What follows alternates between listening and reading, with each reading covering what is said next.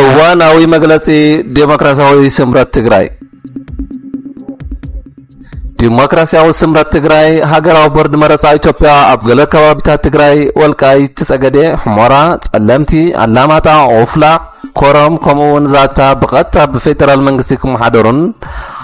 መረጻ ክካየደሎም ብዝብል ዘዕለፈ ውሳነ ሕገ መንግስታዊ ኣሰራርሓ ዝተሓሰን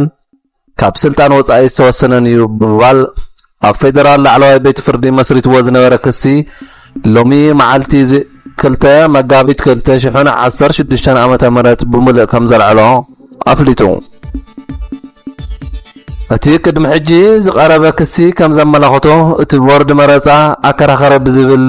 ነዞም ከባቢታት ካብ ምምሕዳር ክልል ትግራይ ወጻኢ ገይሩ መረጻ ንምክያድ ዝወሰነ ውሳነ ሕገ መንግስታዊ ዓንቀጻት 47-48 ብዛዕባ ደቡብ ምምሕዳርን ክልላት ዝጥሕስ ስልጣን ቦርድ መረጻ ዘይኮነስ ምምሕዳራዊ ምጥቕላል ዝፍጸም ከምኡውን ነቲ ኣብቲ ከባቢ ዝነብር ህዝቢ ባዕሉ ናይ ምምሕዳርን መራሕቱ ናይ ምምራፅን መሰሉ ዓንቀጽ 38 ዝግህዝ ተግባር ምዃኑ ዴሞክራሲያዊ ስምረት ትግራይ ኣብቲ ናይ ክሲ ሰነዱ ኣስፊርዎ ነይሩ። ብተወሳኺ ቦርድ መረጻ ካብ ቤት ምኽሪ ፌደሬሽን ዝመጸሉ መምርሒ ደብዳቤ ግዜ ዝኾነ ሕጋዊ ምርመራ ተቐቢሉ ተግባራዊ ምግባሩ ናጽነቱ ከም ዘጥፍአን ስልጣኑ ብኣግባቡ ከም ዘይተጠቐመን ኣብ ተገሊጹ ነይሩ።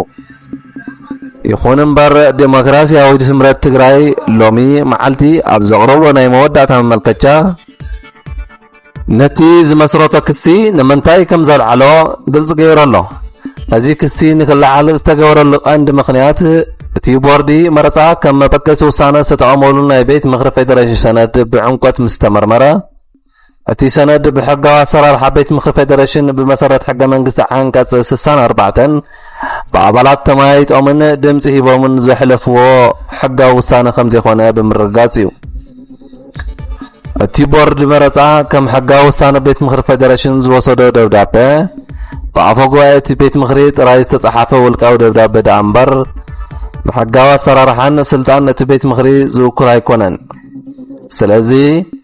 ኣብ ልዕሊ ከምዚ ዝበለ ሕጋዊ መሰረት ዘይብሉ ደብዳቤ ተመስሪትካ ክሲ ምቕጻል ትርጉም ስለ ዘይብሉ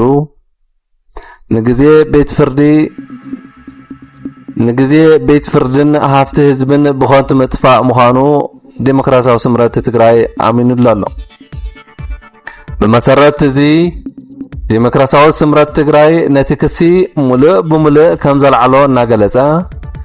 ቤት ፍርዲ ነዚ ናይ ምልዓል መመልከቻ ተቐቢሉ መዝገቡ ንኽዓጽዎ ብኽብሪ ሓቲቱ ኣሎ። ዴሞክራሲያዊ ስምረት ኣብ መወዳእታ እቲ ጉዳይ ብሕጋዊ መንገዲ ክሳብ ዝፍታሕን መሰል ህዝቢ ትግራይ ክሳብ ዝኽበርን ቃልሱ ከም ዝቐጽል ኣረጋጊጹ ኣሎ።